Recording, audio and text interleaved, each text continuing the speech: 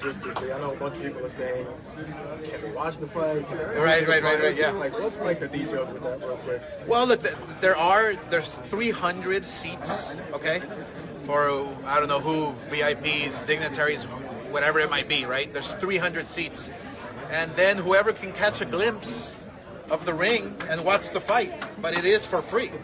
So if you're on top of the buildings and you're watching from the window, wherever you're at, jump on top of your car if it's parked, and watch the fight. So we're expecting thousands and thousands and thousands of people watching this fight. Logistically, I'm pretty sure it's been a nightmare for everyone, but they finally got it down. It's finally happening. It's going to be incredible. It's a once in a lifetime opportunity. It's your boy Dave CEO Coles, 1/3 of Numbers Over Nonsense, Bring It Facts podcast. Coming to y'all today, and I want to talk about this very, very special boxing card they got going on in New York City Friday in Times Square. It's the thought of it is amazing, but to actually get it done, they're literally shutting down Times Square for about four hours. Turkey Al Sheik is the man right now when it comes to boxing. So he's putting on three main events, literally in the middle of Times Square. The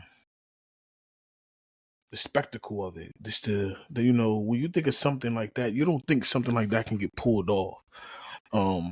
He's pulling it off. He's showing people that boxing can really be the world sport that he wants it to be, and we're getting fights. We're getting the big fights from him. So this card on Friday afternoon is literally starting at 6:00. But like I said, it's literally starting at 6:00. On the Zone pay-per-view.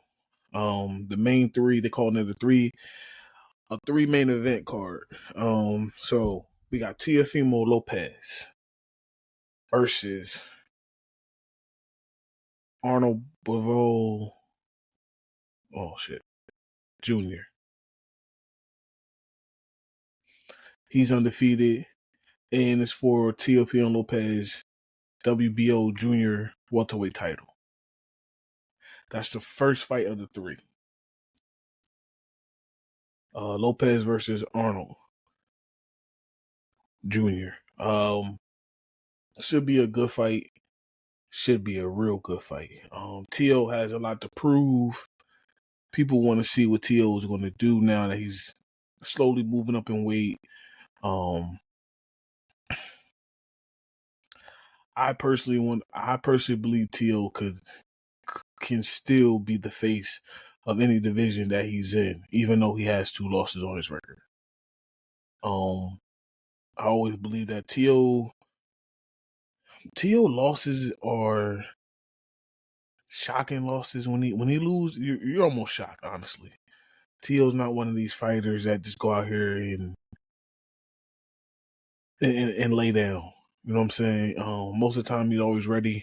Some people don't like him because he's cocky as shit, but Tio's a good fighter, and he's from New York, so hopefully New York comes out and supporting. That's the first fight right there. Boom. Second fight, we got Devin Haney versus Jose Ramirez.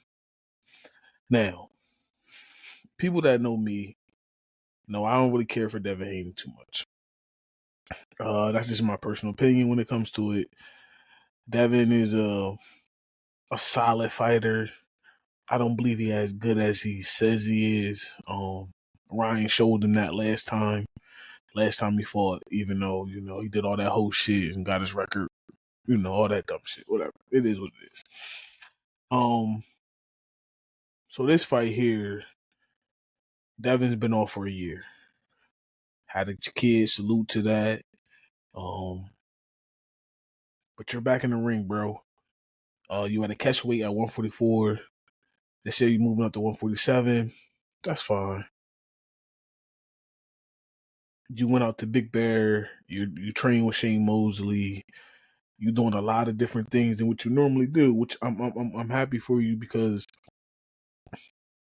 I seen it in so many fights. You didn't know what to do, and I can't remember what fight it was.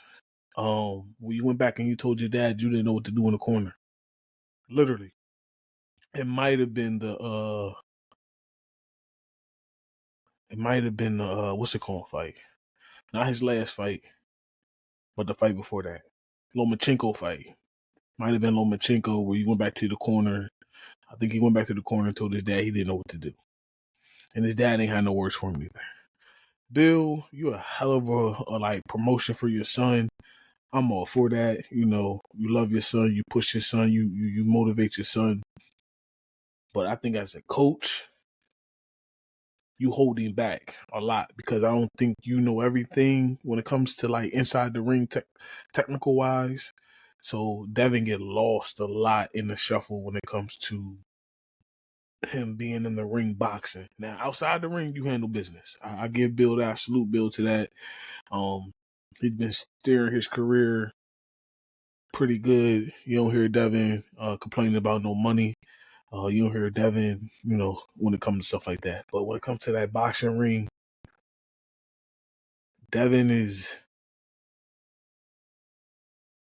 not to a Tiafimo Lopez. He's damn sure not up to a Shakur Stevenson. And he damn sure ain't ready for Tank. Just the way I feel. Devin's a nice technical sound boxer, but he's not like up there in the upper echelons of all the names I just named. He's really not. Jose Ramirez. It's gonna be a tough fight. This ain't no. I commend Devin for taking this type of fight because this is not like a squash match or a pushover boxing. This is going to be competitive. Jose Ramirez is going to come and try to beat Devin Haney.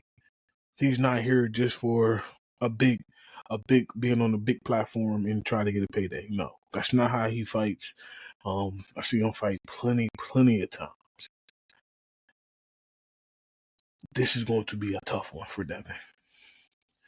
Let's get to the main event. Rolly Ramirez versus Ryan Garcia.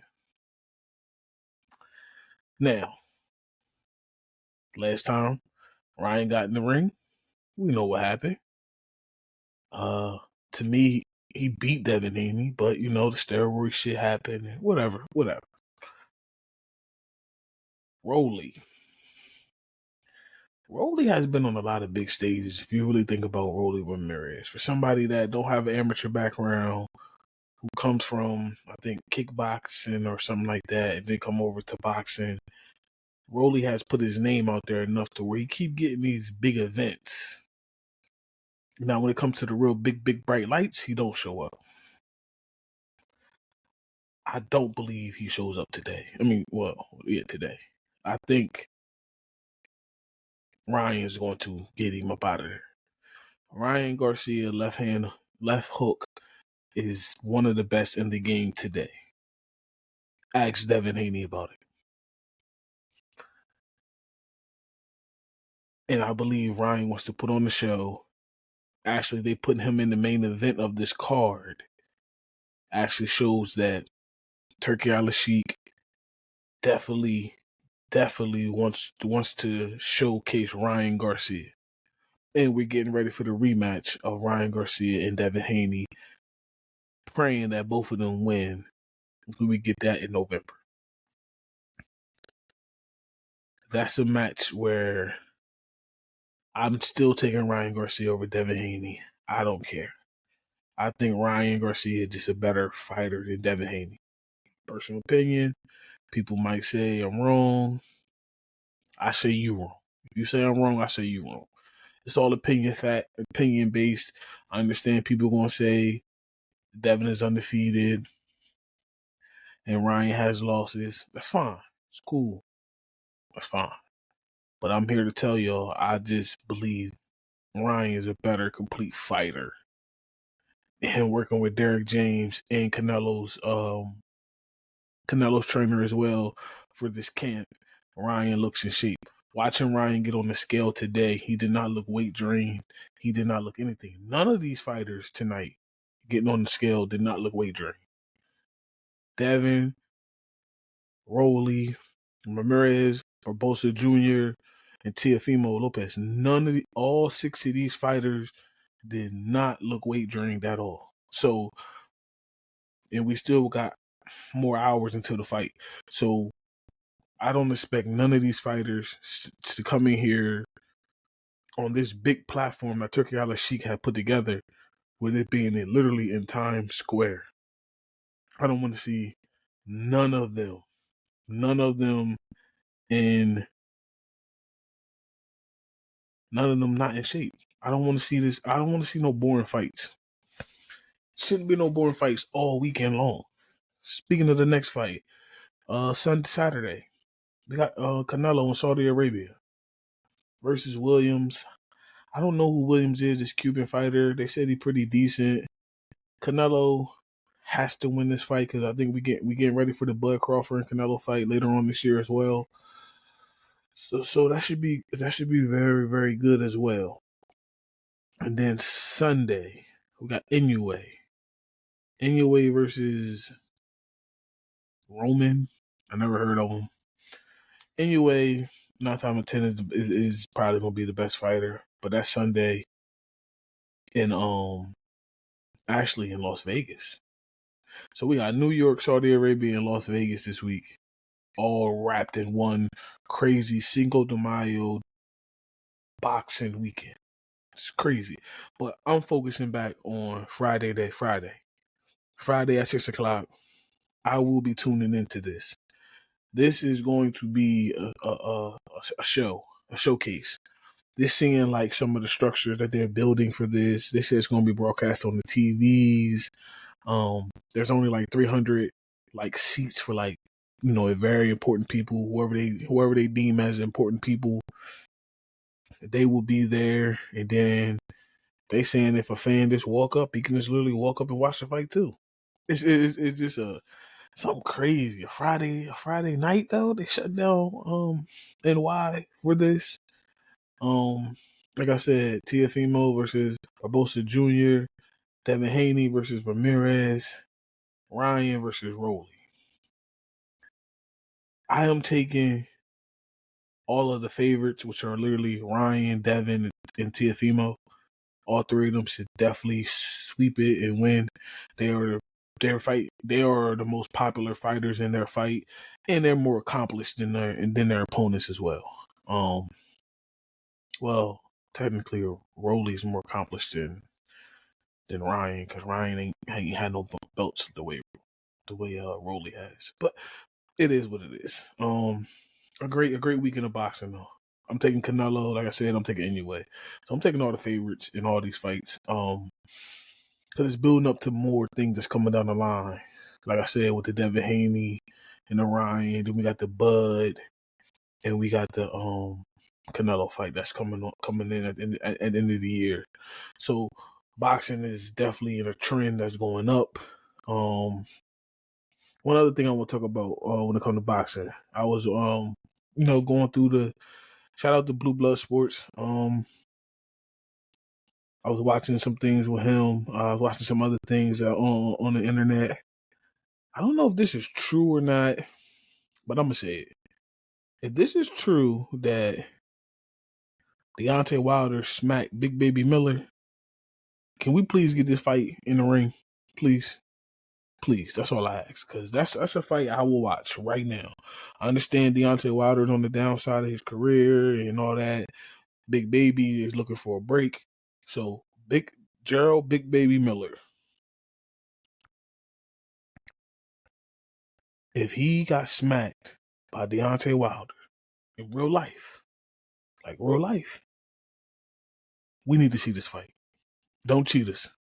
Please don't cheat us out of that fight, because I really want to see that fight. They 2 big boys, no Diddy. One at one point had knockout power. He probably still got knockout power, but his chin is a little been tested, and that's Deontay. And Gerald Miller, he just don't stay in shape. He just a big boy that just need to rock out and get things going a little bit more. But if that fight is real and that smack really happened, Turkey Al-Sheikh, please put that fight on. Put that shit on in Tuscaloosa, Alabama, in Deontay Wilder hometown. It will sell out down there in no time. Like, I'm telling you, I need to see Gerald Big Baby Miller versus Deontay Wilder. For real. I would love to see that. But yeah, this is Friday, Saturday, and Sunday. This is boxing weekend right here. This is a boxing weekend for real. Great fights. Thanks to Turkey Al-Sheikh for putting up the money and taking care of it. Look at it. It's on the zone. Check it out, y'all. It's going to be some good ass fights all weekend. And I can't wait because I'm locked in on it all weekend long. All weekend long. But other news, Numbers Over Nonsense, Sunday, live. 6 or 6:30 on YouTube. We having a roundtable discussion. It's gonna be me, Matt, and Reese. Anybody can come up. I'm sending the link out there, people. We're gonna be talking about all sports. We're gonna be talking about the results of all these fights. We're gonna be talking about football, basketball, Lakers in 5. We know what that meant. Yes. So we're gonna be talking about all that. We got a live round table discussion. All sports is available to talk about. We're talking about it all. Until Sunday. I'm your boy Dave C.O. Coles. And we'll holla at y'all. Shout out to Matt. Shout out to Reese.